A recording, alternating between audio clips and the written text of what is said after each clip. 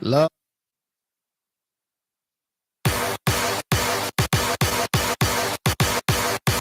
This is radio like you never heard before. Elegbete TV Radio, the best in entertainment and sports. And that's all, folks. It's Elegbete TV Radio. Follow us on social media at Elegbete TV Radio. My name is Frank Idemudia Alapa. That's my name. Talking sports is my game, and I am the greatest.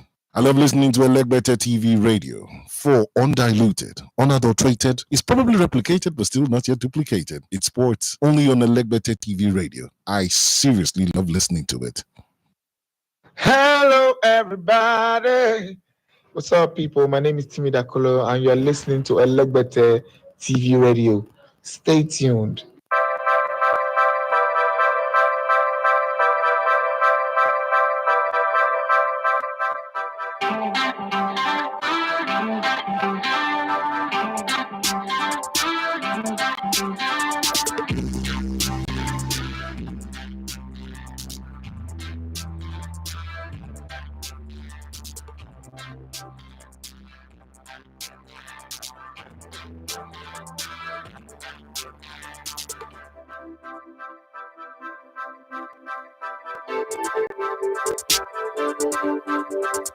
All right, good morning and welcome to the Sports Buffet. This is the Thursday edition, one day before the first Pidgin English edition of the year 2025. My name is Idafi Matthew. You love to come in the Elegbete on the Sports.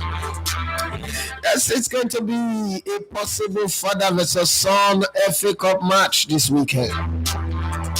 Aston Villa will be playing against one local team. But then the son of Ashley Young. The Young is the oldest player in the league. Walker used to be the fastest player in the league, but Ogotomari, old age have come. Well, let's say we'll wind the hand of the clock and go to yesterday. There's something about Arne Slot. Naturally, I thought that he only lose or drop went to Portuguese and Spanish coaches. But then a new sheriff is in town. Go back in history when he was coaching in the Netherlands. He lost twice to Jose Mourinho, Portuguese coach. Yes, Roma. He lost to them. And you would have thought, okay, coming to England, he's got a good team. We expected him to fail and struggle, but he did not struggle. Mo Salah chose this season, even as his contract is running out, to play the best football of his life. Virgil van Dijk has become a wonderful guy, but then he have an attitude that I hate the most in football. You saw that point where they crossed the ball in the Man United versus Liverpool versus Man United game, where they crossed the ball past Trent Alexander-Arnold and he blocked the ball, and he was just showing that Trent Alexander-Arnold is not good enough. I hate to play with those kind of players. I hate people who make you look bad while on the job and then they want to look good. I used to work with somebody like that. His name was Family Ratio. Yes, people who make you look bad, look horrible and terrible, even though you're giving your best. Overdose, suffer that a lot. Yes, Inca Sports also without the big grammar, suffer that a lot. Man, it's hard for you to catch me pants down in that kind of situation because, I was raised by a mother who make me think paranoid. And I have this paranoia, so I'm always like 100 steps ahead of the game. And that's why when I make some tweets or posts and comments, people get crazy, people go mad. You know why? Because I am like 10 years ahead of them in the way I see things. By the time they will come, they'll be late comer. Yes, one guy who was talking trash when I posted in 2023 about the World Cup qualifiers. It's not going to be easy for us.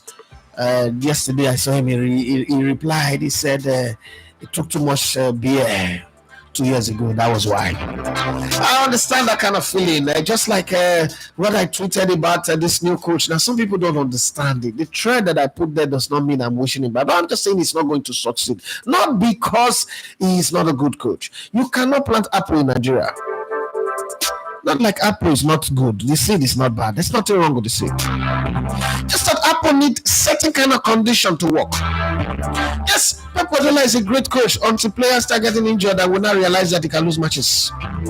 It's not about the coach most times. You can't tell me that all the coaches that have come to Nigeria are all bad. No, there's just something about the Super Eagles players, and I say it without any fear. Yes, with complete prejudice, and I say it that we have the most diabolically demonic and crazy group of players playing for the Super Eagles currently. Yes, I've lived all my life supporting the Super Eagles of Nigeria, starting from 1988. Yes, it was with sorrow, bitterness, and tears when Eric was nodded that ball into the net. But a few months before, yes, Isayato have just been crowned. I've just been elected as the CAF president, and the referee decided to be on the good book of the CAF president. And he disallowed the Nigerian goal, and he made it clear Nigeria was not going to win this game. Every attacking move by Nigeria was cut short. I know some of you didn't watch that match, so you don't understand what I'm saying. Where was in Maroc 88?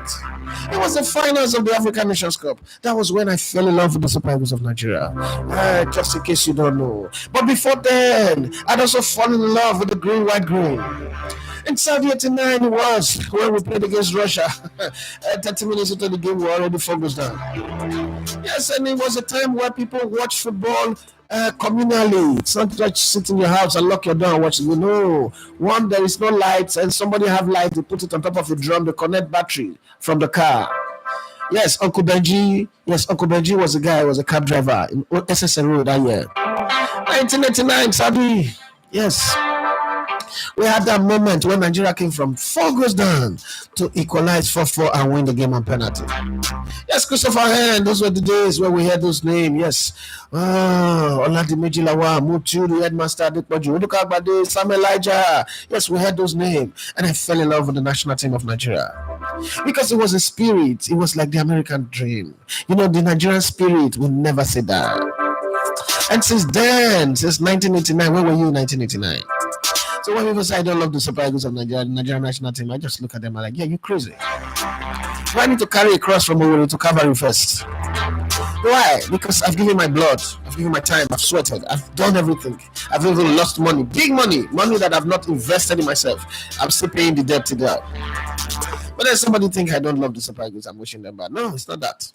I like to ask a question, very simple question. If South Africa was second to last in this group with the same point that we have, and we were maybe in the position of South Africa or in the position of Rwanda on top of the group, and people in South Africa employ a new coach and they say they are going to qualify for the World Cup, what would we say to them? We do not call them Delulu. But then because we are Nigerians, we think, oh, God will come through.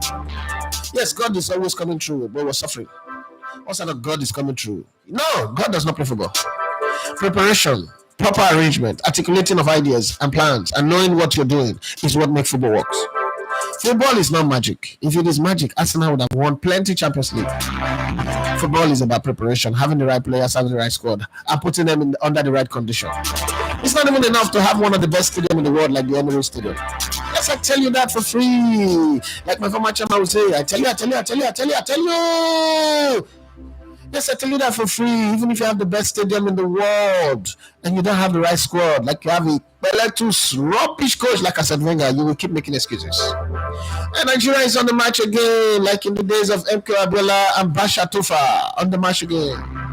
Yes, on the match again. Jamaduge Yegu, when he was contesting for governorship election in Edo State, he said, "Follow me, making a for that." Won the match again, but the question is, Ibrahim Gusoy saying on the road. Yes, the way it is right now, we all think that all of a sudden, because we have employed Eric Chelle, the first non-European, non-Nigerian coach to coach the Super Eagles of Nigeria, what he Malam Musa no go see, forget. Yes, there's so many things. The same my mother used to say, if you live long, you will see things more. You will see things more than you ever imagine that you will see. Sometimes things happen and you say they are not new, but in Nigeria, some new things will definitely happen. Well, when I heard the news that the aviation university, the School of Aviation, have been splitted into 6, and they are in different zones, I felt very excited. Ebonyi, Delta State, everywhere, I felt very excited. Some things are bad in the country, but some things are just good. Yes, some things bright and beautiful, the Lord God made them all, and so they sing for nurturing, but then who made the ones that are ugly and horrible? I'm not saying that it's not God that made Obasanjo or Adam Soshomole. That's not what I'm saying. No. Before you tell me that I'm doing cyberbullying. No, that's not what I'm saying. That's not what I'm saying. I love those guys. But let's go into football. 100% like I was telling you before, you only lose to Portuguese coaches. Let me give you facts for that one. It's not my opinion, it's a fact. You only drop points against Portuguese coaches. And probably one Spanish coach. Okay, let's take it. When he was at Feyenoord, he dropped points, he lost in the Europa Cup or the Conference League to Jose Mourinho, a Portuguese coach. And then again, when he came to England, he lost to Nottingham Forest 1-0. Who was the coach? No, Espirito Santo. It's a coach. And where is the man from? He's from Portugal. Yes, I just feel we need to make some facts. You know, I'm a student of pattern. I study pattern for a living. My second hobby is studying pattern. If you come to my place on Monday and rain fall, another time again, you come again, rain fall. Another time again, you come again, rain fall, I call you Major Fashek. Yes, I call you Major Fashek because you are a maker. Yes. There's always something that happens when something certain things happen. And they say when there's a way the stars, the galaxies will align, certain things will happen. That's why when we're young, when it rains and the sun is shining, they say lion and the elephant, they give birth. I don't know the facts behind that, but it's a mythical saying. And we grew up with it. Whether you like it or not, it's just one thing that I've stayed there. There's nothing you can do about it. I don't know what you heard when you were growing up, but I heard it when I was growing up. And I just think that you can also add your own in the comment section, what you heard when you were growing up. And they say when the rain falls heavily and it's pouring and it's flooding everywhere, what you're looking for to make you be very sure that no arc is not going to happen again is a rainbow. When you see a rainbow, you know that the rains will stop. The flood will not destroy the world. But then some people, some quite useless, idiot, stupidest people, yes, come and block my channel if that is what it takes, decided to say rainbow is their own. They now own rainbow. Rainbow is their own now. Yes. They love rainbow now. Okay, no problem. They are called the rainbow boys, the rainbow girls, the rainbow people. They are binary people. They are he, she, ha, she. They are Bobriskis. Okay, yeah, they stay in the apartment. They don't go to the prison cell. They don't go to Kirikiri, they stay in apartment. Yes, those are the people I'm talking about. They're so wonderful people, wonderfully made. Yes, let's move on and let me continue and tell you when he lost to Nottingham Forest. I'm talking about his lot at Liverpool. It was Momo Espirito Santo. That was the guy that he lost to, and he was a Portuguese guy. But then he got the drop point against Fulham. The coach. Yes, the coach is a Portuguese guy too. It's got Portuguese connection. Yes, again, and then he dropped a point against another Portuguese coach in the league. I've forgotten his name now. Then he dropped a point against one coach that is Spanish but look like Portuguese. Very short man. Small leg, almost close to Arteta. Yes, I'm talking about that man who's signing of players is being called into question. 700 million spends, you don't have strikers. Yes, I'm talking about Mikel Arteta of Arsenal. But then last night, the man from down under said, no. That can't work. Cannot be Portugal, Spain. Somebody from down under have to do something. Yes, and that's how he went. He went from just losing to Portuguese and Spanish coaches to losing in the most unlucky way, because I thought that the scorer of that goal should have gotten the second yellow card and the red card. But then it is football. Sometimes some have food they cannot eat. Some others can eat but they don't have food. This life is not balanced. Life is not fair even to fair people. Yeah, that's just the way it is. Yes, because right now the people at Spurs are saying something. They're saying to themselves, we're going to win a title in our coach's second term. But then let's look at the full spreadsheet. 1 more time, they'll play the second leg. 1-0 against Liverpool. You're taking it to Anfield. Are you sure you're going to qualify? What anything can happen according to the figures. But to be very, very honest, let's look at the teams in front of them. Let's remove Arsenal from the conversation. Arsenal are not going to qualify for the finals. It's possible anyway, but let's just pretend like they're not qualifying. You think that this Spurs can actually beat Liverpool in the second leg and qualify, or hold their own tight? Remember, they don't know how to defend for long. And they brought in a new keeper 2 days and they keep a clean sheet, so we might just be banking on that goalkeeper to come and change the tide. But having said that, do you think that Spurs 1 month from now will be able to, or they would have initiated this new goalkeeper into their way of losing games, and then the goalkeeper would go from hugging his sister after 19 minutes of keeping a clean sheet and giving us excuse? You go explain tire. Yes, in the words of Burna Boy, that time Spurs will explain tire. But then even if they get to the finals, hey, are you sure that this Spurs can beat Newcastle? Yes, Newcastle United, they look very, very hungry. And the laws seem to be working in favor of an Englishman winning something for once. For once, an Englishman winning something. But then, because he's an English coach, and English coaches don't win anything, you can be very, very sure that if they get to the finals and they're facing Newcastle, Tottenham Hotspur would have won it. And then everybody will say, yes, the coach said it, and he has now won in the second year. Well, whatever we say, whatever we see, whatever that would happen in football, we'll talk about it here. That's our job, to talk about these things and have our opinion and have our analysis about it, because on hindsight, everybody have 20/20 vision, even the blind. Yes, let's talk about the game as put together by Timothy Demo. Yes, let's go to the news. When I come back, there's so many to talk about. Keep putting your comment there. If you have questions, ask your questions. If you want any analysis, let's have it today. Don't wait to the end, because by the time you get to the end, I might move it forward. And then by the time we get to the next day, we might not even have a chance to talk about it. Tottenham Hotspur won the first leg of the EFL Carabao Calabar Cup semi-final 1-0 at home last night, beating Liverpool. Lucas Bergva's 86-minute strike gave Ange Postecoglou's team something to share about after a difficult week marked by a poor run of games. Speaking to Troy Deeney for CBS Sports Golazo, that was a free job. Yes, Troy Deeney went to go and do a free job. He did free job like me back in the day. I don't do free job anymore. After the game, Postecoglou said it had been a challenging week for the team. He highlighted the injuries they are dealing with and the loss of Rodrigo Bentancur on the night. He credited the players, saying they gave everything, and concluded by describing it as much deserved win for the team. Do you think it's a much deserved win? I don't know, but that's what this man think about it. Yeah, look, it's been a difficult period for us, Troy, and look, again, we had to deal with some adversity today. I thought we started the game really well, and then obviously to lose, not just losing Rodrigo, but in the manner that happens, I mean, you've been a player yourself. Mm-hmm. It's quite distressing when you see particularly a teammate in that state. So we had to sort of compose ourselves after that, and I thought we did that. The boys just worked their socks off. They gave everything. We had a couple of 18-year-olds out there, goalkeeper on debut, left back who's normally a right back, and through that whole sort of scenario, they just kept their heads against a very good opponent, and I thought we deserved the win. Elegbete TV Radio, we dare to lead. I have always said in my 21 years on this job, one thing I know is that every coach is very articulate and well spoken when they win matches. No excuses, everything is analytical, everything is good, everything is clear. Even a Nigerian coach would do analysis about winning so good until they lose a match and you hear, what's the name of that Bendel insurance coach? Football is not about winning. Yeah, you hear some funny things and you hear Jose Mourinho say, respect, man, respect. I want 3, the other 19, I want 2. Respect.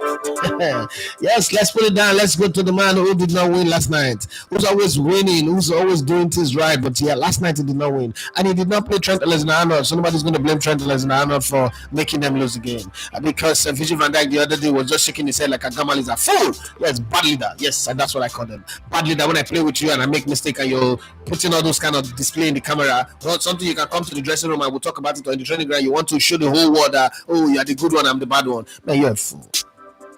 Yes, let's go to this one. Last night lost to Tottenham Hotspur in the first leg of the EFL Carabao Cup was Liverpool's first defeat in 25 games. The coach and his slot, speaking after the game at the post-match press conference, said it was an unlucky result for them, but added that the good thing is that they still have a second leg to play. Liverpool are preparing for something. Let's hear from Annie Slot. Things happen. Very unlucky for us. The good thing for us is that if you ever have to lose a game, it's better if you lose one where there's still a second leg to be played.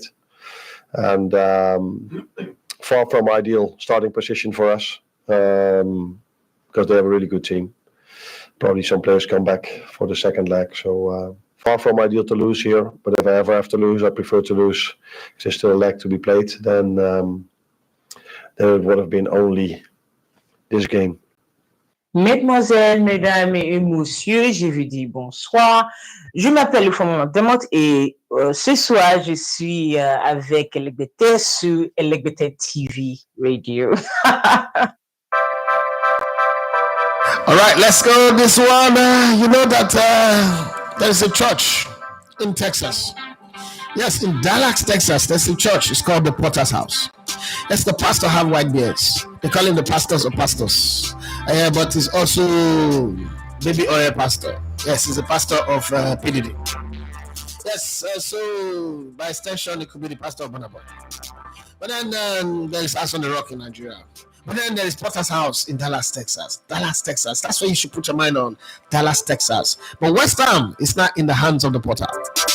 Yes, or about to be in the hands of the Potter officially. I don't know if it's been officially announced. No, it's not.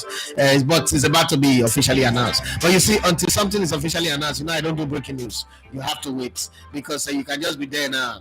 Like I said, Wenger announced not transfer. Oh, Gonzalo Higuain have signed for Arsenal. Everybody is happy, getting number 9 just everywhere on the shop, and then he goes to Juventus. No, he goes to Napoli first before Juventus. Yes, nothing we must never see. Forget. Nothing to surprise Musa. So let's wait. But he's about to go to the Potter's house. Is it? Are they going to have a good fellowship, or they are going to get a lot of baby oil? I don't know. Let's go to this one. Liverpool defender. Yes, Virgil van Dijk, the one that I've come to dislike. Yes, Liverpool defender and captain Virgil van Dijk, bad captain, said they have done better in many areas yesterday. He said they could have done better in many areas yesterday, but acknowledged that it's part of football. He mentioned that they created a lot of dangerous moments to hold Tottenham Hotspur, but they defended better than when they faced them a few days ago. However, he stressed that it's not over yet, as there is still a second leg to play, and he looks forward to the game at Anfield. This is really true that the Carabao Cup ball, as Mikel Arteta said, is also contributing to players missing chances. I don't know, but let's hear from Virgil van Dijk. Times, I think we could have done better. But that's part of football as well. We try to play our best game ever, every one of us, and at times we play through them nicely, and we created some 1v1s on the side and some dangerous moments, but they were able to defend it much better than they did when we played a couple of weeks ago. We move on. We take it on the chin. Like I said, it's half-time, and we have another 90-plus minutes to go. And like I said, I'm really looking forward to that. Elecbetter TV Radio. We are not just about radio, TV, or YouTube numbers. We are all about connecting with people and creating a community of great minds and values. No matter how big your dreams are, there are some dreams that will still be bigger than your dream. Take it or leave it. Yes, sometimes they say this person is over ambitious, but even their ambition can be swallowed by another person's ambition. And then there yesterday we have somebody who's a big dreamer, but then he's not dreamt something this big. Yes, let's talk about this one from the goalkeeper of Tottenham Hotspur. He had a big dream, he had a chance, he came to Tottenham Hotspur. Yes, his dream were big, but never saw it this big. No, Tottenham Hotspur goalkeeper, Anthony Kinski, okay? Anthony Kinski. He said who joined the club just 4 days ago, had some heroic moment in the Tottenham Hotspur 1-0 win over Liverpool in the EFL Carabao Cup first leg. Semi-final last night. The Czech Republic goalkeeper, remind me of Peter Cech, the great Peter Cech at Chelsea. You have to distinguish them because at Arsenal it was shit. Speaking of Sky Sports, said that although he dreams big, he never imagined something as big as last night. He added that considering he just joined the team, it was an amazing experience. Only one he truly relishes. Well, those of you who ask why would a player join in and then play the next day? Nah, listen, Ronaldo joined Barcelona yesterday and played today. Yeah, but then if you think that was hot, what's it called? Ronaldinho.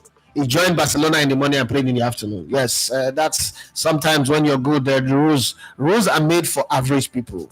Yeah, when you are exceptional, the rules don't work for you. You control the rules. Let's hear from him. Let's hear from the man who came in 4 days, and after he already mastered the team so well, he kept a clean sheet against the best team in the land.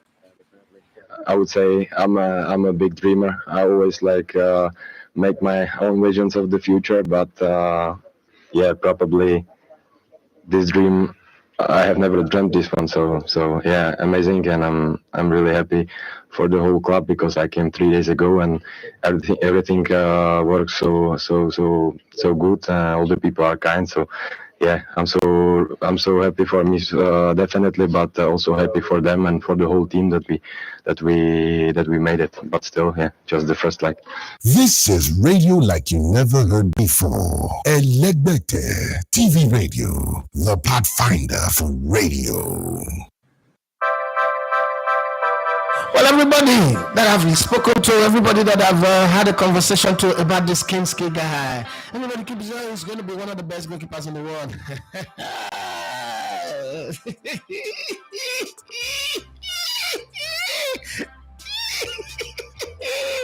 Oh God, with Spurs, I know some great players have come out of Spurs, like So Campbell, Babatov, Luka Modric, Gareth Bale. Yes, I do know that. I acknowledge that. Those are exceptions to the rule, and I pray that this one also become an exception to the rule. And I know that the French national team goalkeeper, when he goes to the French national team, the anointing of winners touches him. But when he comes to Spurs, we know what he is.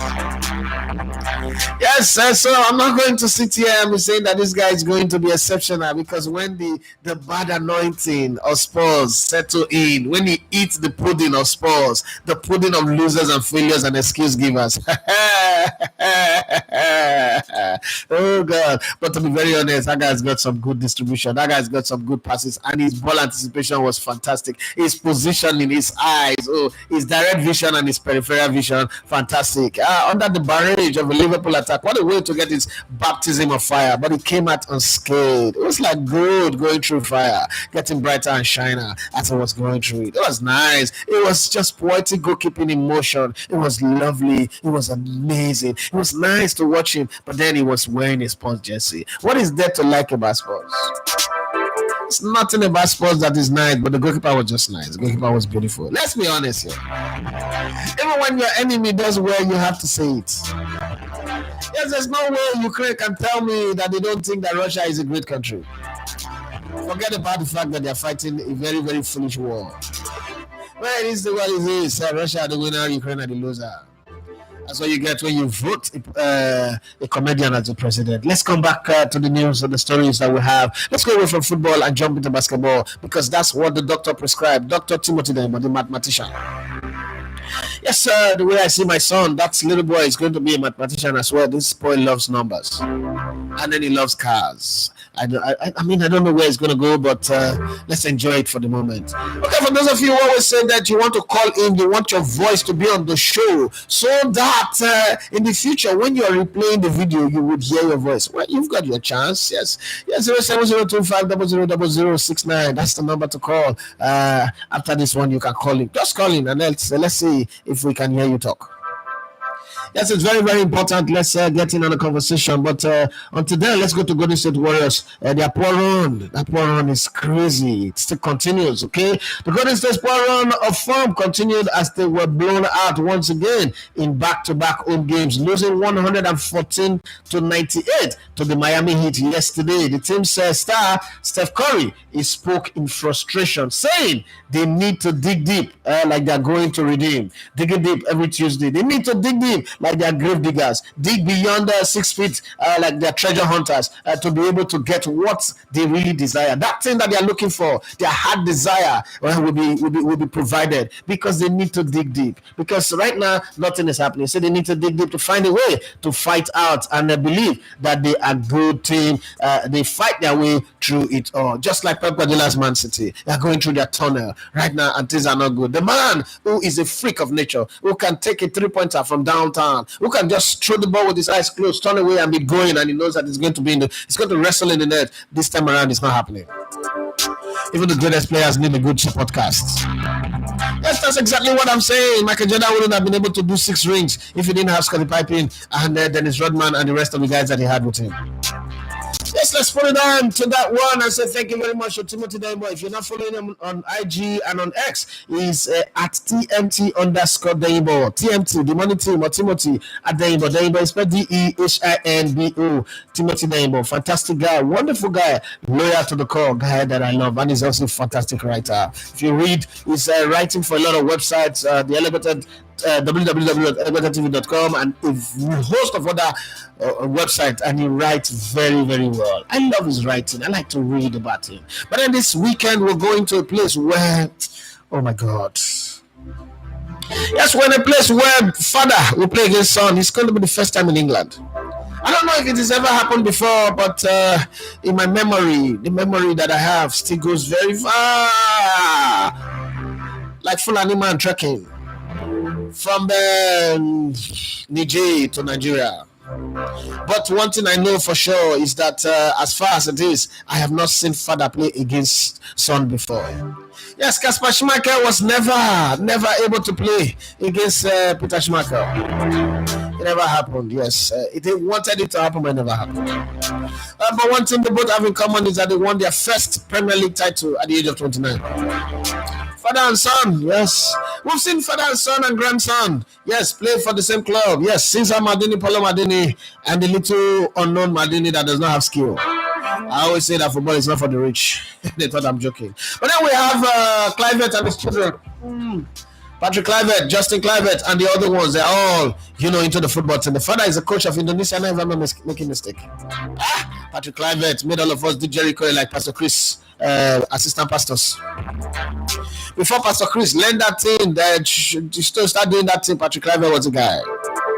If you didn't do your hair like that, if you didn't do Sporting Wave or Jericho, then you did not follow Ayers. Then you did not know football, because Patrick Kluivert, he got all of us to believe that that's the new hairstyle to do.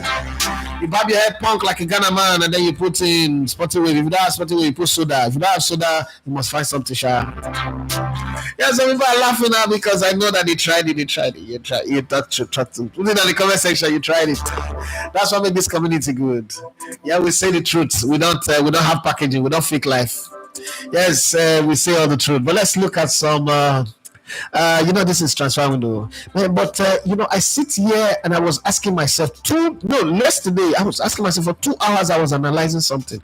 How is it that Arteta has spent 700 million and does not have evidence of one proven striker? One proven striker out of 700 million. Edu, that would go down as failure. But let's look at this. Let's go through this together. We're a community and we like to go things together. Yes, in world football, one thing that is constant is change. Yes, from this week to that player are always moving in. Wait. Okay, I'm talking about transfers. Sorry. Let me not talk about the transfer first. Let me do father and son. Let me just give you a rundown of some father and son football dynasties that we have. 11 of them is the one that I've listed here. So let's go. Well, the most famous one that everybody talk about is Cesar Maldini, who played for AC Milan from 1952 to 1967. And then Paulo Maldini also played as a defender from 1984 to 2009. Forget the other Maldini. That one is not even no record. No, let's not talk about it now. Let's leave that one first. Peter Schmeichel and Kasper Schmeichel. Peter Schmeichel played from 1981 to 2003, and then his son Kasper played from 2006. He's still playing. Lilian, Marcos, and Kefran. Yes, Kefran or whatever his name is. Kefran Thuram. One is a defender, the other one is a forward, the other one is a midfielder. They need to have a goalkeeper so that they can have a full team. Well, Lilian Thuram started playing in 1991 and he ended in 2008. In that process, he won the World Cup and won the Euros in the process as well. Well, the sons have been playing. First off, Marcos started playing in 2014. He's still playing right now. And Kefran has been playing since 2018, 4 years later, and he's still playing. Well, the most famous father of all these ranks, I don't think that there's a father that will be more famous than this one. That's the most famous father on my list is Johan Cruyff, but the son is the Ogbori of all Ogbori. Yes, Johan Cruyff is regarded as the father of the modern game of football. He was a fantastic player. He was also an enfant terrible. Yes, he was one guy who said he can never wear Adidas 3 stripe, even though the Netherlands were wearing Adidas jersey. They have to design a jersey that had only 2 stripes for him. Go back and watch the 1974 and 1978 World Cup. You will see that his jersey had only 2 stripes, while the other players had 3 stripes on it. That's player power. It's been there since forever, not today. Yes, he had a problem with Adidas. He didn't like Adidas, and he didn't want to wear their stripes, so they had to customize his own jersey for him, even though the Adidas badge was there. But that's just it. Johan Cruyff, he was the father of football, and everything you see Pep Guardiola do today, or Louis van Gaal do, he was the guy who originated it. And then his son Ogbori, small people will get by head. Yes, both of them are forward and attacking midfielder as it is. But the father played from 1964 to 1984.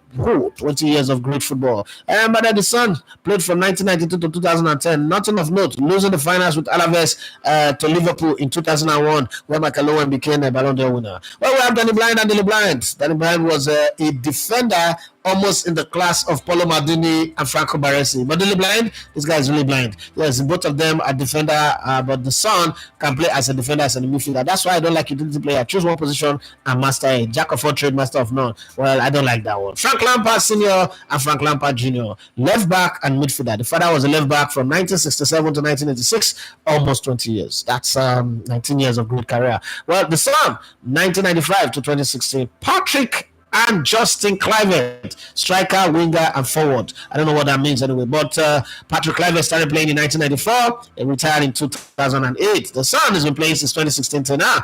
Then you have George and Timothy Ware. George Ware, we know Timothy. Who are you? Where were you? Timothy, we don't know you, to be very honest, okay?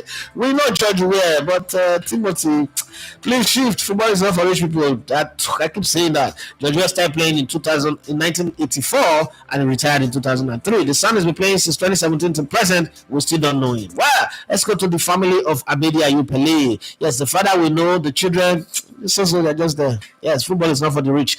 Abedi Ayew Pele, the African first Pele. Yes, this guy was it was an enigma. It was a different kind of player. Yes, the last time Ghana won the African Cup of Nations, it was with him. Yes, it was young then. It was 2 years into his career when they won the last African Cup of Nations in Libya in 1982. Well, Abedi Pele, the Jordan and Andre Ayew, but then his children came and became the generation that destroyed Ghanaian football completely. It was a wonderful attacking midfielder. The children, they're different. Then he started playing in 1980 and retired in the year 2000. Well, you have the children who started playing since 2007 to present, and the other one, Andre Ayew, who started playing in 2009. Af Inge and Erling Haaland, these two guys. Yes, the father was a brutal defender and the son is a ruthless striker. Wow. Yes, those two Norwegian people, they have their own. 1989 to 2003 for the father, 2016 to present for the son. Mazzino, Thiago, and Rafinha. I'm sure you guys didn't know this. Mazzino, the Brazilian defender, who I think it was in the USA 94 squad. Yeah, it was in the USA 94 squad. Good winning team. Yes, 1985 to 2001. And then you have his children, 2008 to 2024. That's Thiago. And then you have Rafinha, who still plays till present. Okay, I'm sure you guys didn't know that one. I'm sure some of you guys didn't know that one. But then we're going to talk about some ridiculous transfers as we're looking. And I'm just asking myself, how is it that Arteta spent 700 freaking million pounds? And there's no record of a good striker, especially when you think that he came into this team. They had Aubameyang, Lacazette. Okay, I didn't mean to leave Giroud. And now his team does not have a striker. What was he trying to prove? Spending 700 million on defenders and a goalkeeper that you cannot use NATO, and then I don't understand. Well, let's keep it going. If you have anything to say, this is the best time for you to say it. And if you want to call in on the show, you want to have an opinion, okay, yes, 07025000069. You have the floor. Well, let's talk about some transfer that you kind of like ask yourself, how did it happen? Who made this happen? Let's start with Robinho to Manchester City. First off, those kind of players don't come to the EPL. No, they're too skillful, too talented, too much of a baggage to come to the Premier League. Premier League is too stereotypical, too narrow-minded people to allow such. Well, you would argue that, but Robbie Savage played in the Premier League. You compare skills to Robinho. Yes, Gianfranco Zola played in the Premier League. He didn't have baggage. He just know how to play football. Yes, Paulo Di Canio also played in the Premier League. Eric Cantona the Great. Yes, Saluda man also played in the Premier League, but Robinho was a different kind of crazy. Yes, there's a method to the madness of the other guys. There's a method to my madness, baby. Can't you see? But this guy, his madness had no method. His madness was just pure madness or Bayern style. Robinho moved to Manchester City from Real Madrid. Was supposed to be one of the best buys in the newly enriched English club's initial years. Okay, when you remember those years, you will now realize that what Pep Guardiola has done is not just about money. It's about somebody who knows his job and knows it very well. The massive £32.5 million paid to the Spanish club for him was rather excessive, even with his believed talent, and it only proved to be a load of cash down the drain. Now you know why I'm bringing this, so that I put some context to it. Robinho, as bad as his performance were at Man City, as people want to make us believe, was bought for 32.5 million. And then if you put inflation, maybe it might be 100 or so million. But you remember that Manchester United bought a player for 89 million, means 87 million. His name is Anthony. No matter how bad you think Robinho's performance were, Anthony cannot lace the boots of the worst days of Robinho. I'm just putting that in context. And then this drug guy in Chelsea who flirted and romanced with Arsenal, or Arsenal romanced and flirted with him without penetration, and then Chelsea came and hijacked and kidnapped him. Now he's on drug and he's going to get a 4 years or 5 years ban, blah, blah, blah. They've done everything to lie about the drug story, but either ways, that kind of player, comparing to Robinho. You see, that's why in life, what was bad yesterday can become good today. There's redemption. But in this theory now, maybe tomorrow somebody will be signed for 250 million and become a waste of a player. Well, I don't know. Yes, I'm going to call some names that you've never heard before. I'll bet it. The next name, I'm not sure you've heard him. Vampeta to Inter Milan. In 2000, Inter Milan paid an excessive price tag of £10 million for Brazilian midfielder Vampeta, thought to be a great addition to pair with Ronaldo in support of the attack. The player hardly got on the pitch before being offloaded the following season. 10 million of waste. Nothing happened. Well, there was a guy who was scoring goals, who was doing some acrobatic, who was doing a lot of things in different clubs, and then Liverpool said, let's go get him. Let's go get him. Like Darwin Núñez. Okay, this Darwin Núñez is not the first mistake that Liverpool is making. Okay, one of several Liverpool purchases, to make the list. Liverpool splashed out a ridiculous 35 million fee for Newcastle United striker on the back of selling Fernando Torres to Chelsea for 50 million. Have you noticed that every time a club sells a player for excessive money, they go on to make mistake? Barcelona is the king of that one. After selling Neymar, they made mistake. Till today, they're still suffering from those mistakes. Okay, and in reality, both haven't lived up to the price tag, even if their performances were taken as a whole collective. Okay, it would not be enough to justify either layout, whether for Fernando Torres by Chelsea or the one by Liverpool for Andy Carroll. Okay. Yeah, there's a player who we talked about yesterday. He's got a hat-trick for Tottenham Hotspur, fantastic guy, but he carried the shittiness of his performance to Paris Saint-Germain because he had already played for Spurs. Lucas Moura is undoubtedly a great talent. However, he is not a proven talent. At only the age of 20, he will be remembered as the highest priced 19-year-old in history. When Paris Saint-Germain purchased him for 44.5. Okay, no, he played for PSG first.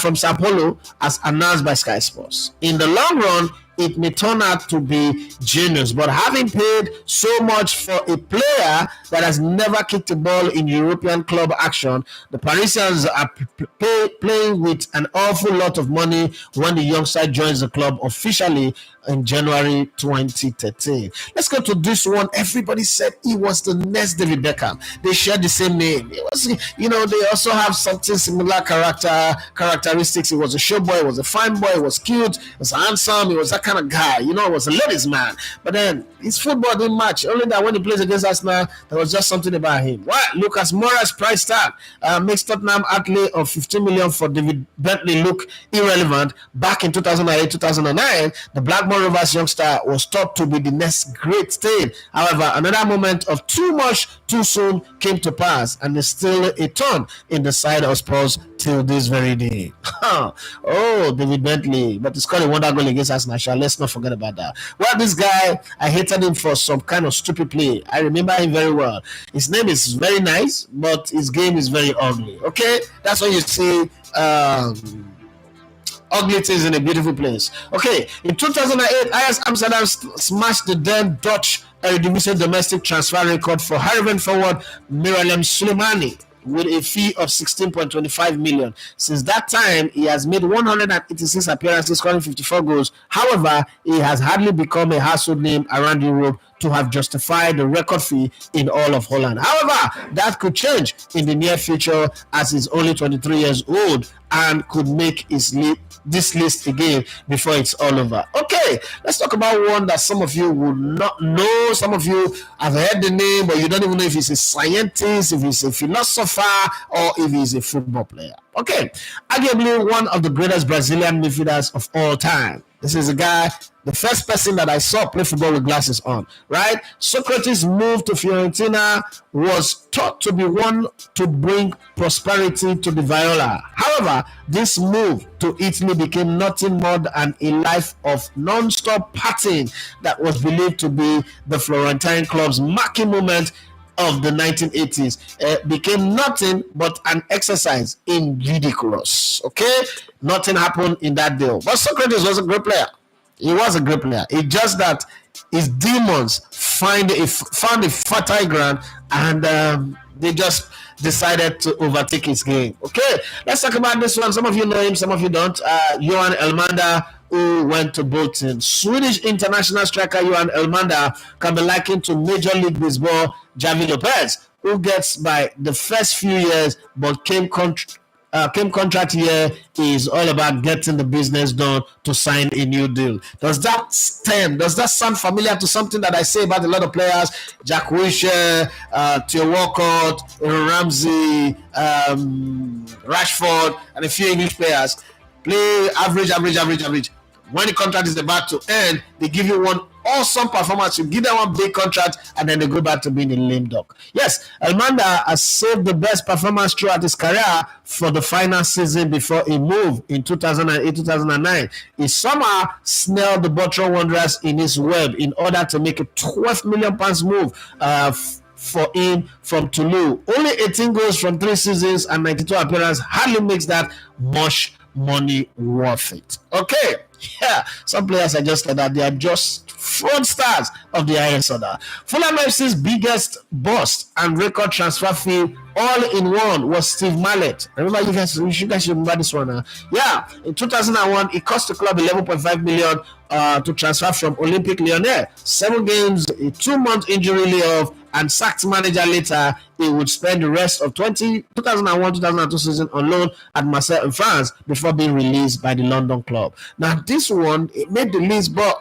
I feel a little bit for him because I respected him. He's a great player. But then when he came to Chelsea, it was already a spent force. Again, Chelsea was designed as a Didier Drogba team, so there was no striker that was really going to come and do anything, especially when Jose Mourinho was not the one who wanted this man. This one was just the Russian billionaire's way of saying, let's do community effort. Since we don't have a great Russian player, let's get a Ukrainian who is next to us and spend good money on him. Well, to put one of the greatest strikers of all time on this list hot, but his move to Chelsea was nothing but ridiculous when it was all said and done. The Blues shelled out £30.8 million for the star Ukrainian striker, but he never became good in England. Despite the Stamford Bridge fans loving him, there was nothing he seemed to be able to do right during his time in London. But then, it is not easy to play well in England. The weather, England have the most stupid weather ever in the world. You guys don't understand. As we're talking, some part of England right now are minus 16 degrees. Right now, as I'm on this microphone, some parts will hit minus 20 degrees.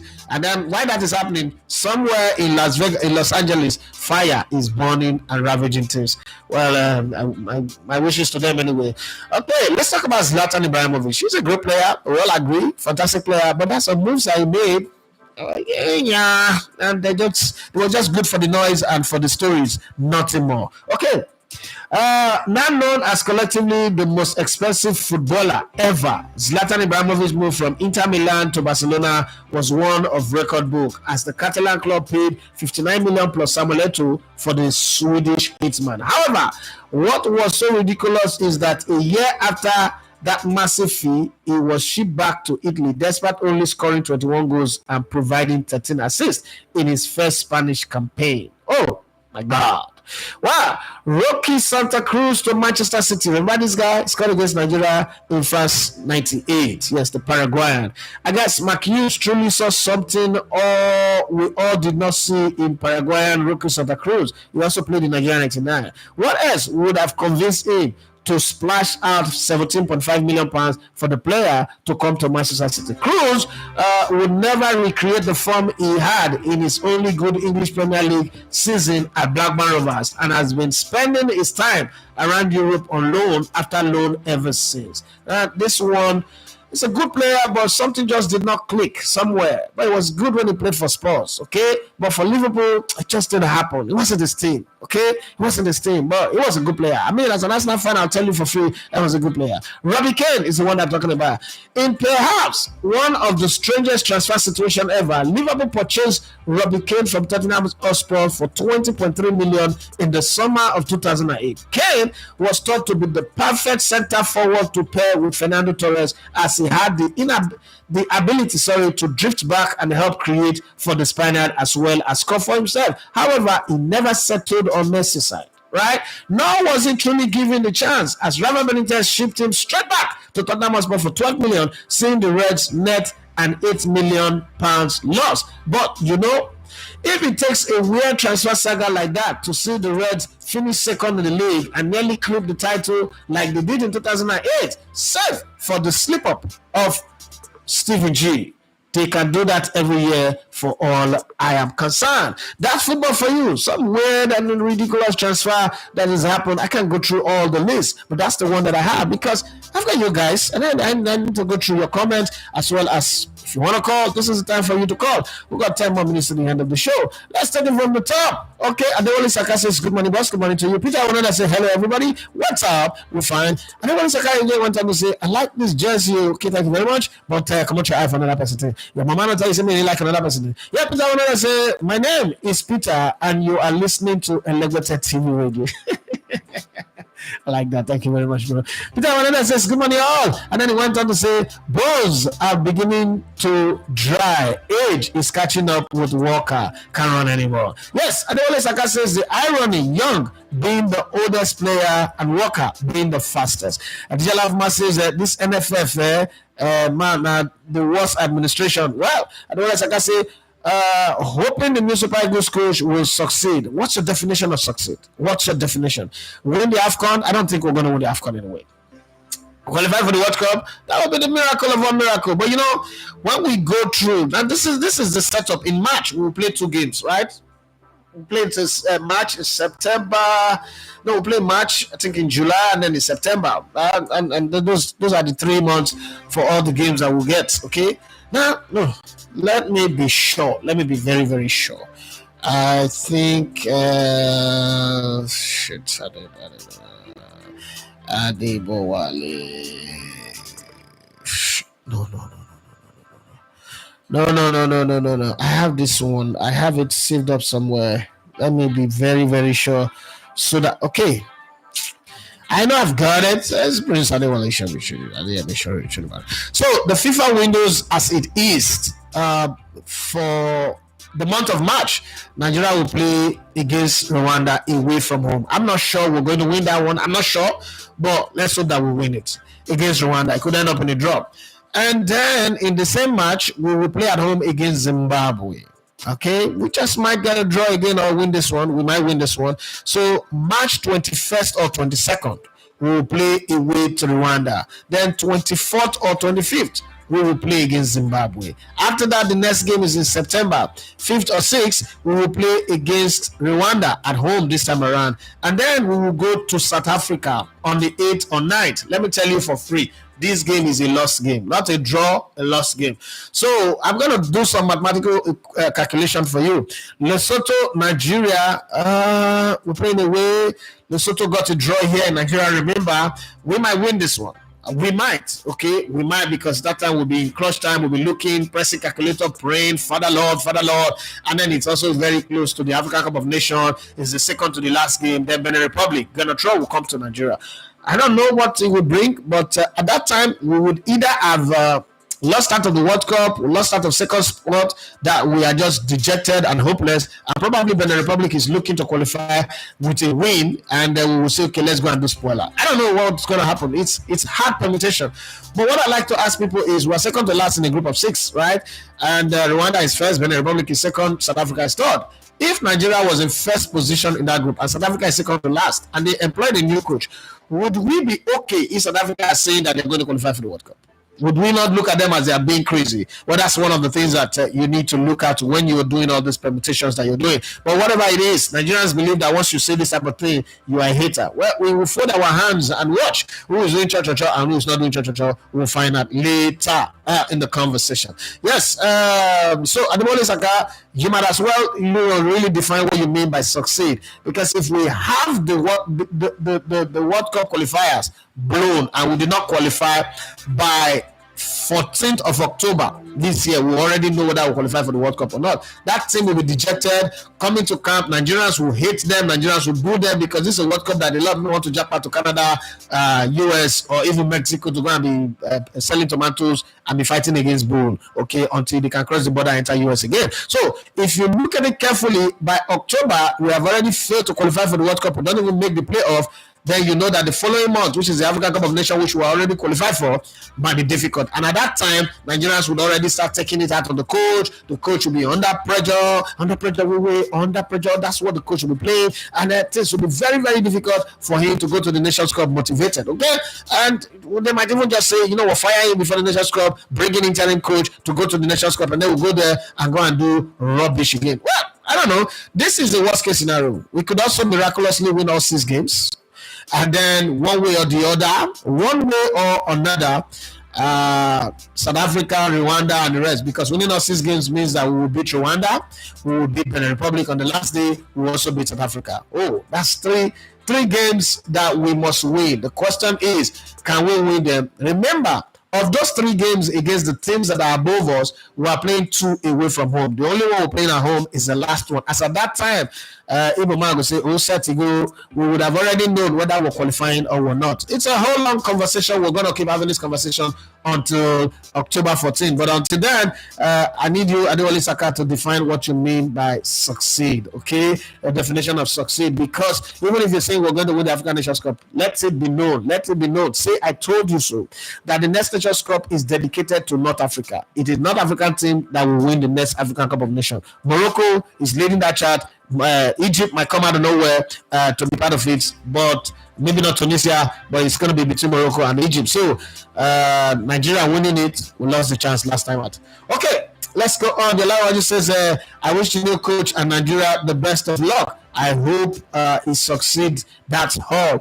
Yeah, Adewale Saka says that diabolical is a bit harsh. Our players are diabolical. What's a bit harsh? What do you mean by a bit harsh? Why do you guys even want me to be lying, to be sugar-coated? Let me tell you the definition of diabolical. If I know what is good for you and I am not doing it, that's diabolical. Have you ever asked yourself why most players come to the Super Eagles and they don't perform well?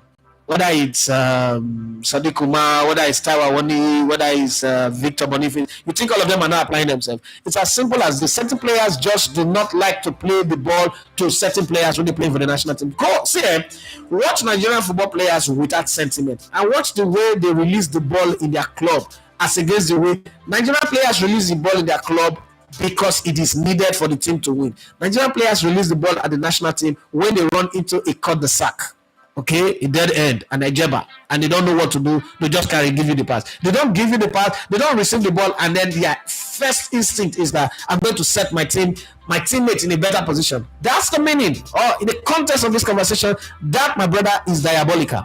Okay, because I played as a wide man. I played as a player whose job is to carry the ball and give it to the guys who will score. And I remember that when I get the ball, the first thing I raise my head is who are my runners? Where is the best position? What's the gap between the defense line and the goalkeeper? What's the best place to put the ball for them? At what weight am I going to put this ball, or how do I tread this ball? Like Odyssey treading the arrow through the eye of the ball to hit the bull's eye. How do I do it? That's all I am concerned about. Not to do lazy dribble and everybody shouting, hey, people in Nigeria football. That's why they think our coach is the best footballer in the world. So it's not harsh. It's the reality. Unfortunately, everybody wants us to sugarcoat this. Unfortunately, I don't I don't belong to that class. That class of people. Adewale Saka. Sorry, Bukayo Saka brother. Please click the like buttons. I don't even know about again. Sometimes it's the type of person to do. Longman says the second yellow card is deserved, but the first yellow card is not yellow because Luis Diaz dived, but the ref gave him the yellow. To me, it's balanced. But then, if the second yellow card is deserved, then give it.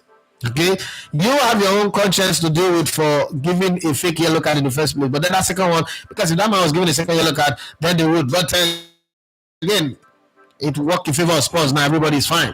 One day it's going to work against them. Demola Benny Brian says Vigil also talk about the ball not good. Does that mean the ball is actually bad? I think that there's a problem with the ball because there's so many people talking about the ball, and if that is coming into contest, then there's a problem with the ball. I don't know what ball they will use for the second leg, but I think Arsenal is out. I don't think Liverpool are out. The long one says, then plenty when rain falls and the sun is shining at the same time, that means a lion is giving birth. Okay, Demola Benny Brian says Potters is back with West Ham. Yeah, Tottenham Hotspur cannot beat any of the teams in the semis overall, at least for now. Okay, Lamia says that Spurs keeper is going to be a top goalie until the spirit of Spurs settle on him. Lamia said that Spurs keeper distribution is so good. I agree with you on that one. Uwa Makanaki, first time this year. Okay. Happy New Year to you. Welcome back. He said, Elevator, how are you, bro? I'm fine. Thank you very much. I'm waiting for my Christmas gift that you promised and my birthday gift that you promised that you have just decided to cut me off on. God is watching you on NTA Ekboma branch. That's where God is watching you on black and white television. Peter Onena say, I don't know if it was a new arrival bans for Spurs goalkeeper, but with what I saw yesterday, he is efficient with both his hands and feet. Fantastic goalkeeper. Let's be fair, leave all the Spurs beefing. That guy is good. Should have been in Manchester United or Chelsea or probably Arsenal. Peter Ronaldo says Spurs cannot make it right till they appease one of their player. They did that. Yes, I am talking about So Campbell. Imagine using false allegation to tie your player to a contract. Spurs have always been shitty. They don't shitty things. They're terrible things. But hey, it's 1 hour already. On the clock. Demola Benny Brian says Spurs have a good set of goalkeeper now in Vicario and this new guy, but they are playing for Spurs. Maybe a good team will come and snatch them up later. Well, they will make money. Yeah, definitely they'll make money.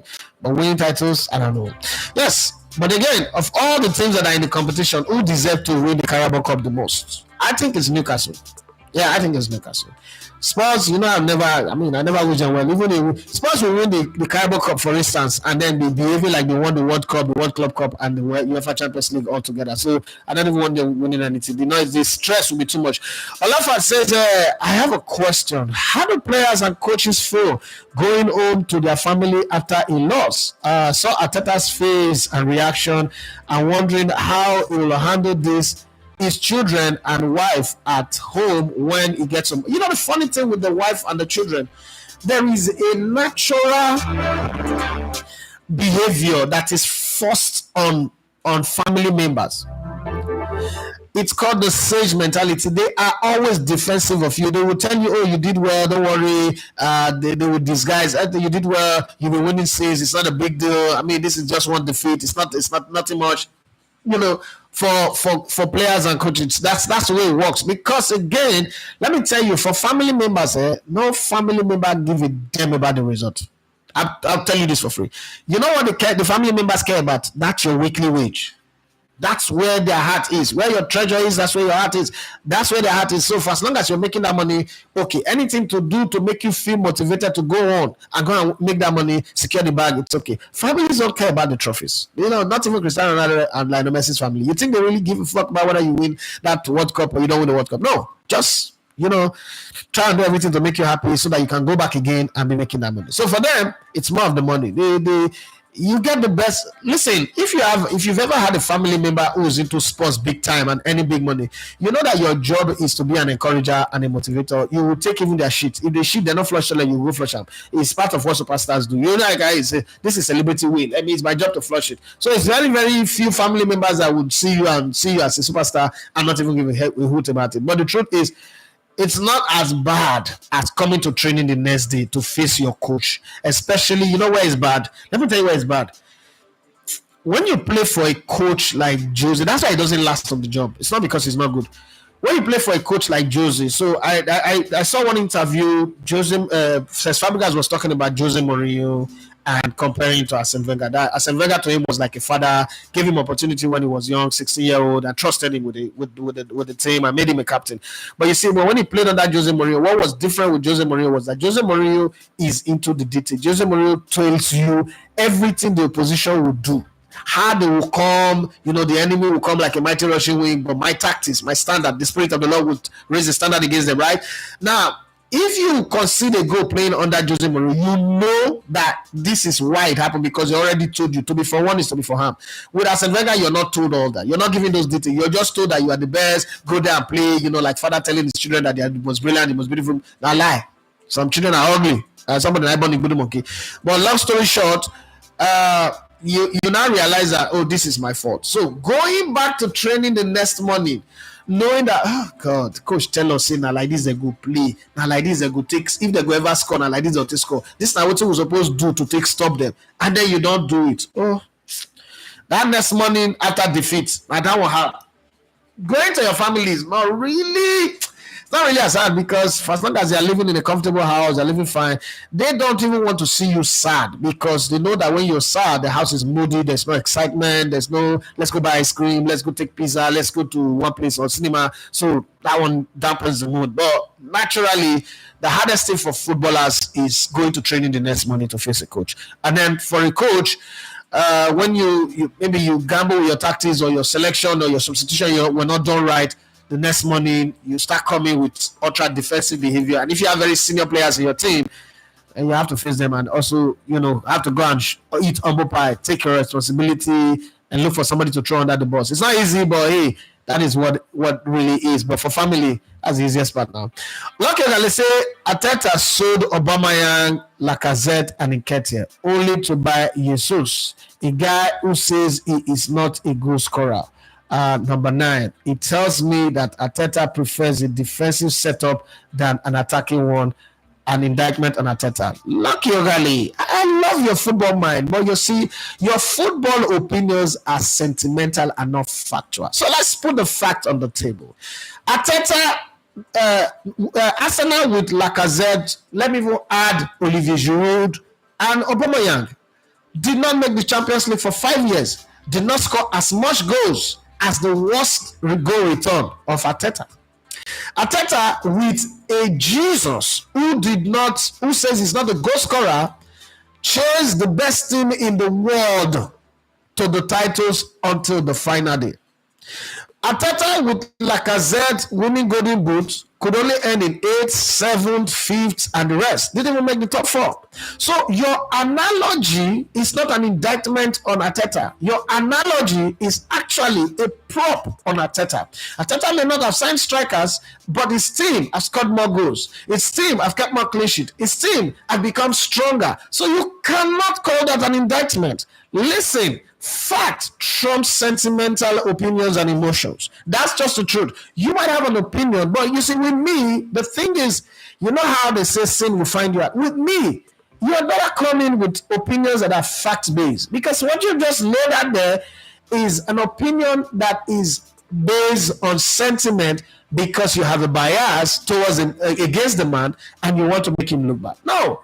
Arteta have done well with Arsenal. First off, let's be very, very honest. Let's keep it clear.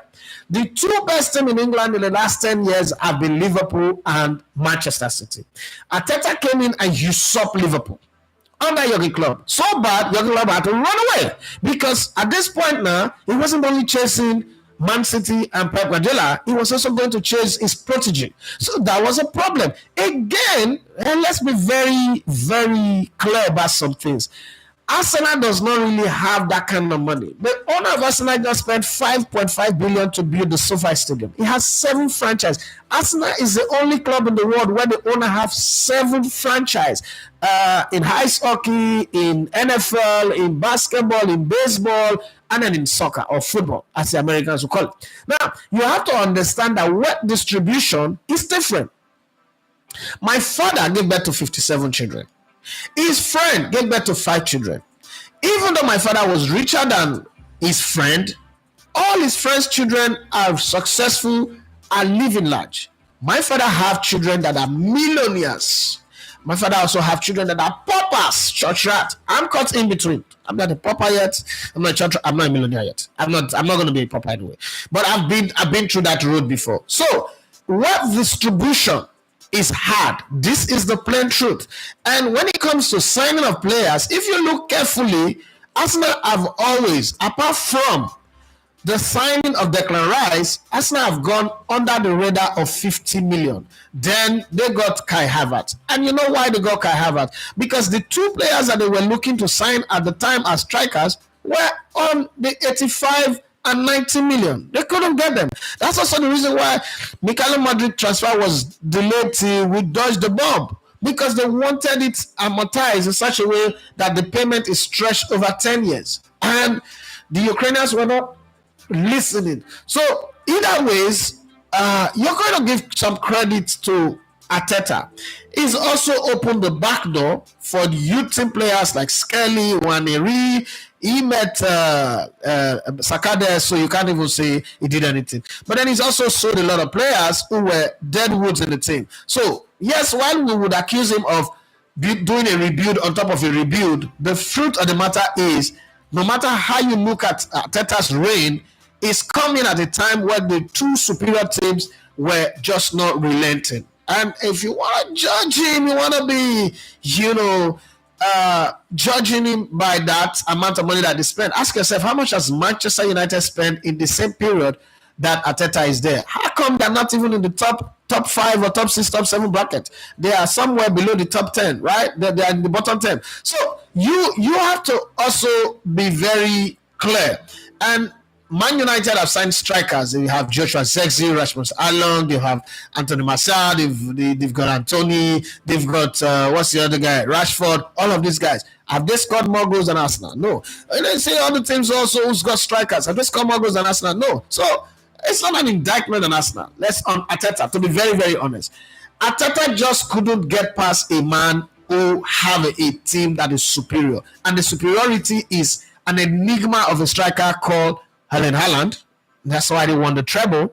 And then the midfield that we can't even match. So in reality, yes, they lost to Aston Villa last season, and the story could have been different. But long story short is that the best team in England also won the league title. That's just that's the fact. If you want to have fact on the table, and that's what I like. I don't like, all this bending the story to make it look like, somebody's looking like they are telling the truth, but that's not the truth, right? I don't like it. The line where you said, truly, I never knew that Thiago and Rafinha, well, that's it. Olafa said, for me, I think Arteta is trying to build from the back to front. Well, any good team you build from back to front. In the next summer, I think it's going to go more on wingers and midfielders than a striker. Yeah, the line says of all these families, it's only Paulo Maldini and Lampard that became bigger than their fathers. The rest lived under their father's shadow. It's not easy to play football for us when money do football. Not for hungry children. Hey, Ali Mola, he said, "Bros, what do you think about the new coach of Nigeria?" Yeah, that question was asked yesterday. And I've said it before, and I'm going to say it again. I don't think that the coach is bad. All those whether in Mali and France. No. Well, I don't have a problem with where it came from. A coach can come from anywhere. There was a time where we were all saying that we should go and sign Pisa Mesemane. I don't have a problem with it. I just think that some of these coaches also, well, because the money is good for him, because he was earning about 15 to 20,000 euros before for Mali, so now you're getting 50,000 and you're going to bring in 3 assistants. Maybe they are going to be earning per match, not on a monthly basis. So let's say you give them 5,000, or it's still big. They're not working right now. 5,000 a month from what you're earning, about 55,000 euros. It's still big money. Okay, so if you take away 20,000, you still have 30,000. It's still bigger than what you were earning before. Having said that, I just do not think that we have the players who will guard their loans, buckle up and say, you know what, let's go there and kill ourselves. Go back again and watch the Victor Osimhen rant. Osimhen is our most committed, most dedicated player. Go back again and watch the rant. People focus too much on Finidi George. My mom will say, nobody gets drunk and says something that they don't know. You cannot be drunk and speak Latin. Hey, whatever you say when you're drunk is what you already have in your mind before you got drunk. So when you listen to all what he said, one line always come to mind. Nigeria not my papa own, not anybody own. That telling you that, look, if I don't play for Nigeria, it doesn't mean anything to me. There was a time where that no player can say that kind of thing, where that thing cannot even cross the mind of anybody. And so I look at this set of player. That's our most committed, most dedicated, most hard-fighting player. That's his opinion of the Super Eagles of Nigeria. So it tells me that they're still going to come, still try to sleep with all the free available girls that they can sleep with, still jump around with skip makers and do all the things that they will do, and still not bother whether we lose a game or not. Meanwhile, the people you're going to play against, Rwanda is investing heavily in their team and doing everything to motivate their team, to push their team. And their players are just saying, God, like Samson, give me my last power. Let this be the day where we all cave in. You understand me? They are fighting for their life, like Maximus Aurelius Decimus, right? That if I don't kill you here, I will come to the afterlife and I will look for you and kill you. But our players are feeling like they're feeling like they're on top of the world. I'm on top of the world. Look, that's how our players feel like. And it's the truth. It's just that when person like Idavis says it, you guys who are built in a very weak and nonsensical society think that Idavis is too harsh. No, I'm not too harsh. It's the truth. It's the truth. This is the worst generation of Nigerian footballers that I've ever seen since I've been following Nigerian national team since 1989 or 88 or so. A horrible, terrible, distasteful, disgusting group of players. When you look at them, you just get pissed off. Just by watching them in training, not to talk about my situation. You just get pissed off because these guys don't even know what it means to run for the badge.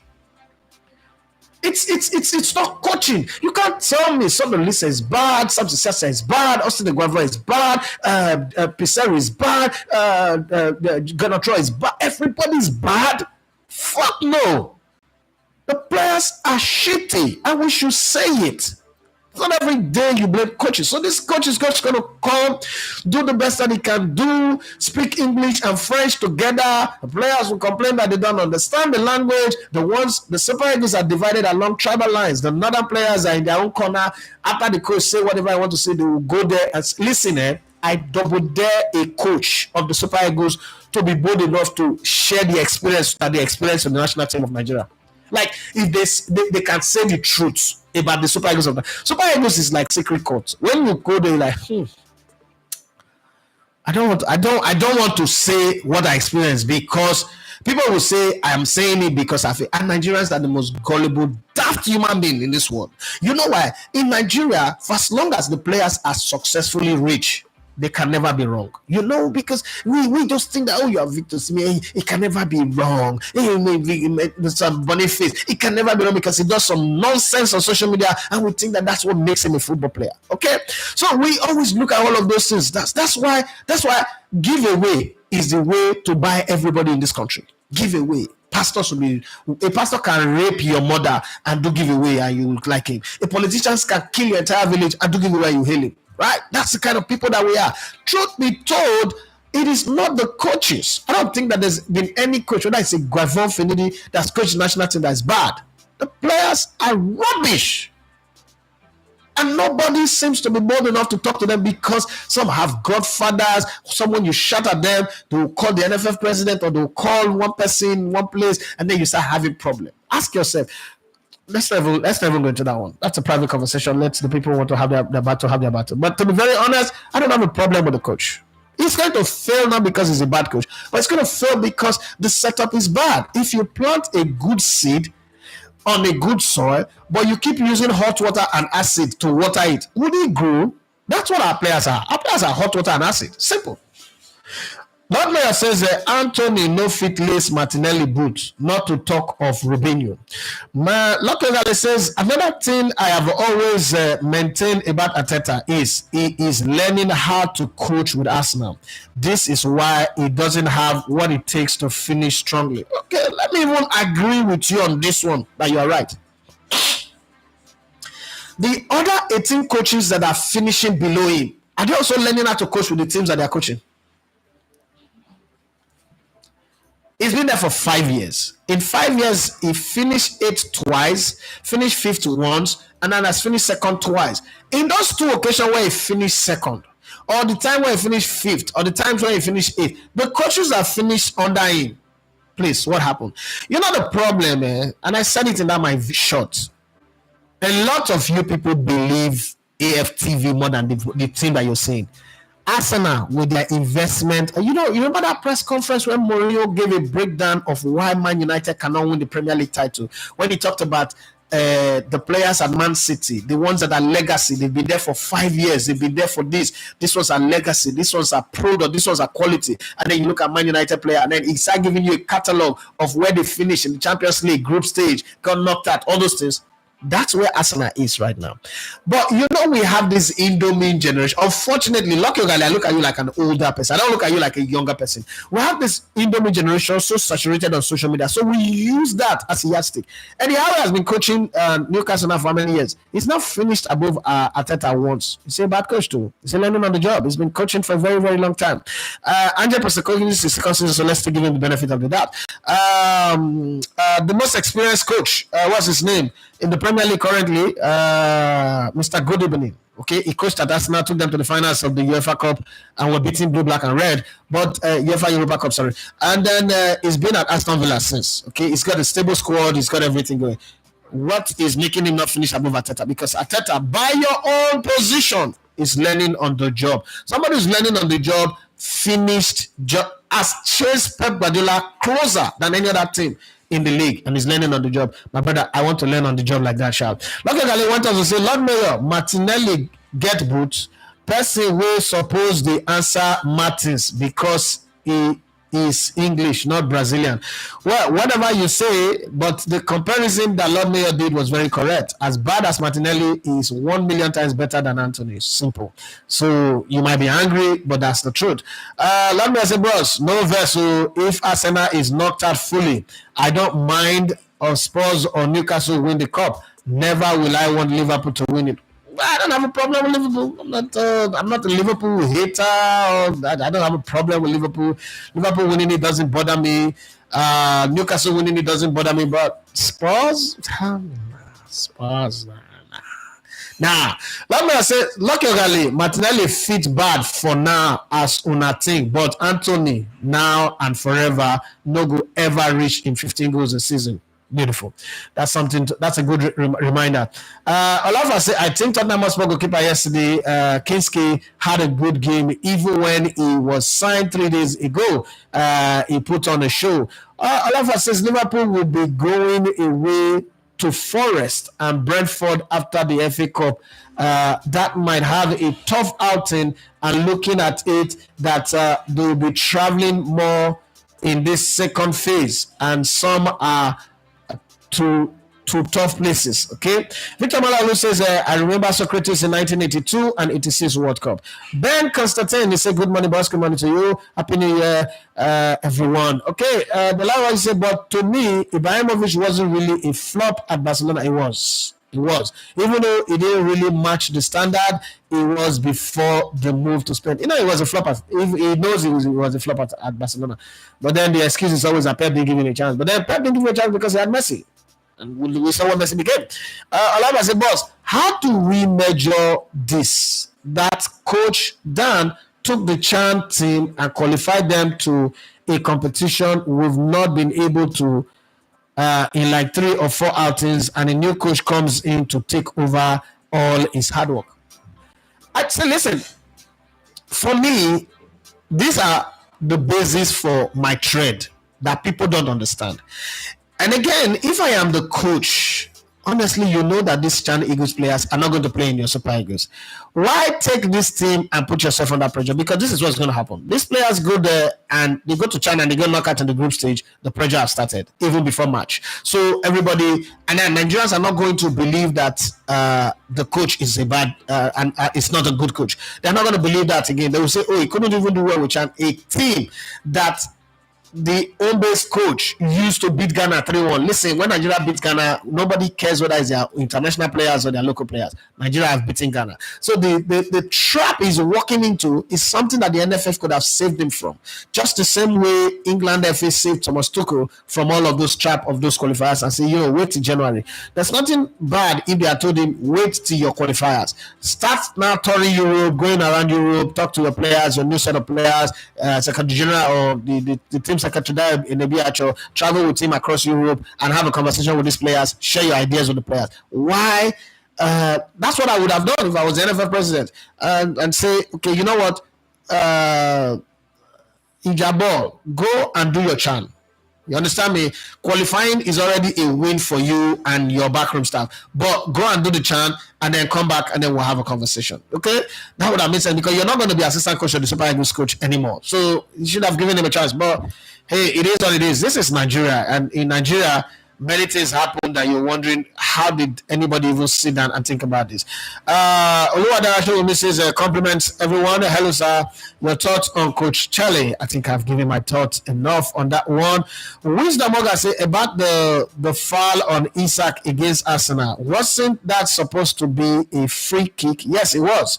Yes, Lucky Oga say Pep Guardiola spoke about that same meter ball too. Lucky Oga say, boss, are you saying if Arteta replace Oba and Laka with strikers, they won't score more goals and win trophies? They may not. They may. First off, winning trophies is a product of the competition in front of you. If you look at Man United, they've had great strikers. They sign strikers. They sign strikers, and they've not won anything with it.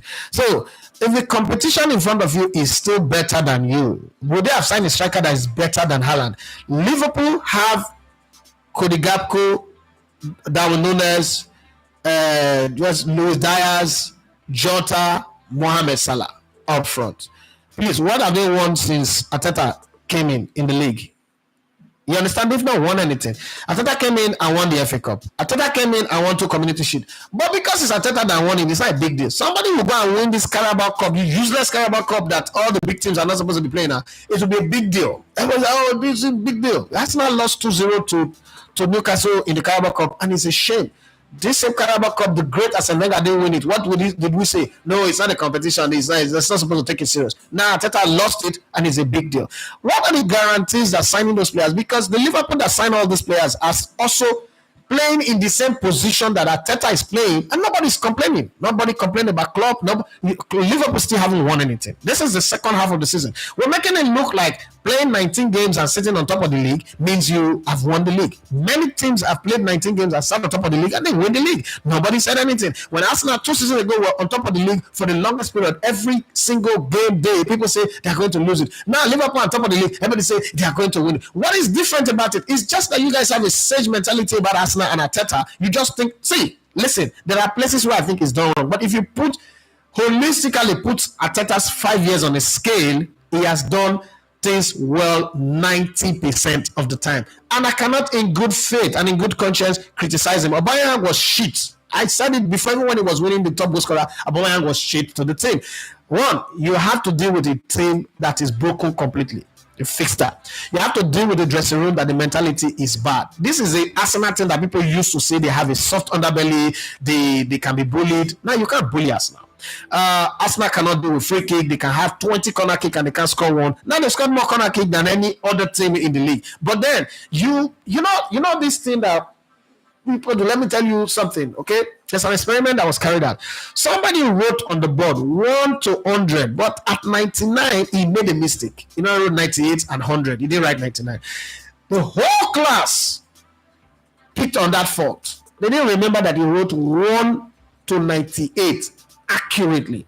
That's what you're doing here, and it is the crap mentality of I have trained my eyes to only see fault and create permutations for wrongs. Why don't we judge Diego Simeone like that? Diego Simeone has spent more money than quite a lot of coaches. He's won the La Liga 2 times in how many years? In over 10 years. And he spent money. He signed that Torres guy, what's it called? John Felix for 105 million. He signed Griezmann, signed all these players. What did he win with them? Okay, he had to wait for Suarez to come to win his second title. How come nobody complains about him? Because it is not an Arsenal coach. If he does that with Arsenal, people will still complain. Or with all this money that he has spent, only 2 titles won. The truth of the matter is, were you really expecting Arsenal 5 years ago? Were you counting on Arsenal to win the title in the next 5 or 6 years? With the way Liverpool was going with Jurgen Klopp and the way Man City was going, and it's looking like Pep Guardiola was never going to leave, and then Manchester United are looking like they're going to come back.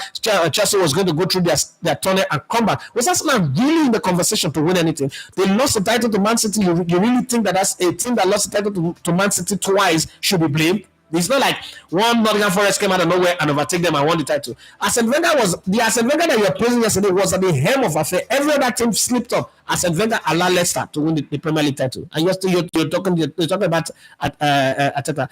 Truth is, you're not going to be able to convince anybody that if he had signed strikers, they would have won the title. Because the players that he has signed, he's kept more clean sheet. Golden Glove, they won. I don't remember, and as a bigger team winning the Golden Glove, okay? They also had scored almost everybody in the league.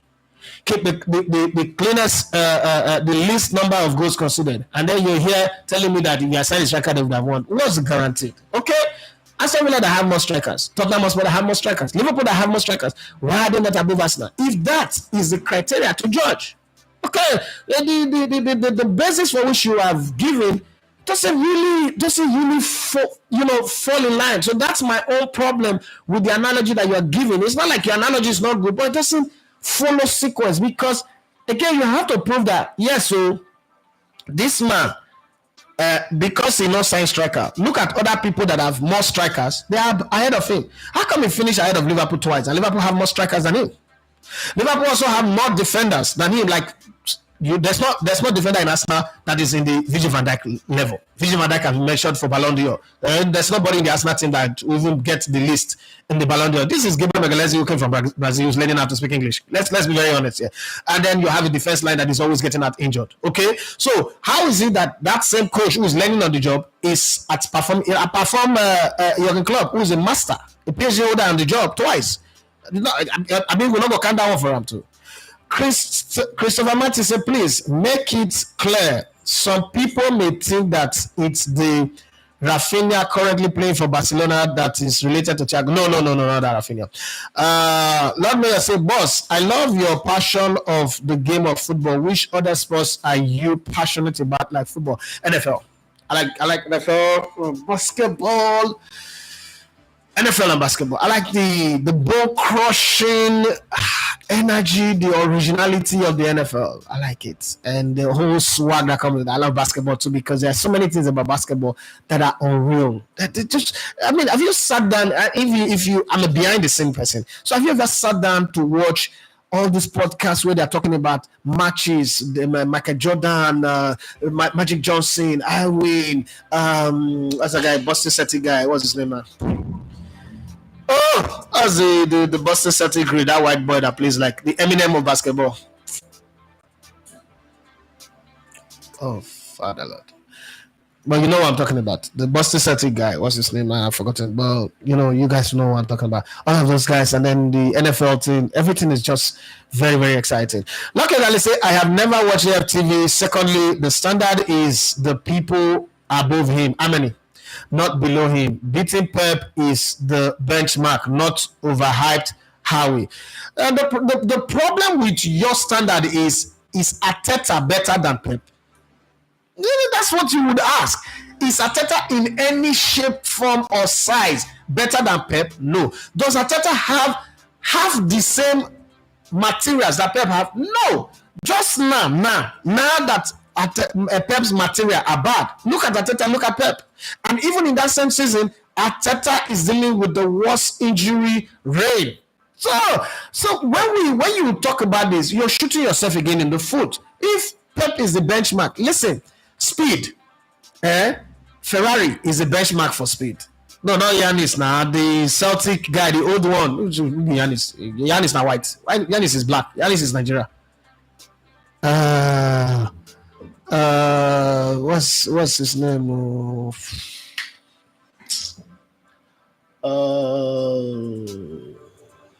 I'm coming.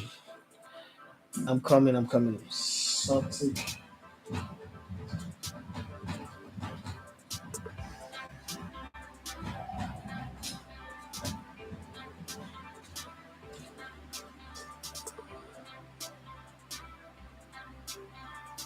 Larry Bird. Yes, it was Larry Bird I was trying to remember. You know, all those guys, when they tell their stories, the stories just make you fall in love with, because in their own cases, they are good communicators. Americans are like the best communicators, They tell the story. I was just watching one this morning when Magic Johnson was telling the story of when they went to the Dream Team 1992 Barcelona Olympics, when they were in the national camp, and then they decided to play West Coast versus East Coast, right? Those from the East Coast on the same side, Michael Jordan and the rest, they were on the same side. Himself, Larry Bird, and a few other guys were on the same team. They were playing. This was scored, that was scored. And then he went on to, that Michael Jordan's greatest problem is I don't trash talking. And then he went and trash talking. You have to watch it, because no matter how I tell the story, it doesn't come across the way he said it. And then he said, Michael Jordan, came out with that in long term, and then after that he blew them out. At the end, it was 22 at the time, and then at the end he told them that, look, you guys, this is the end of your era. This is your end. There's a new sheriff in town, and that sheriff is Michael Jordan. You understand? Basketball is just sweet. Everything, the whole branding, the packaging, the marketing, the sales, everything about basketball is sweet. And for me, okay, so I'm a passionate human being.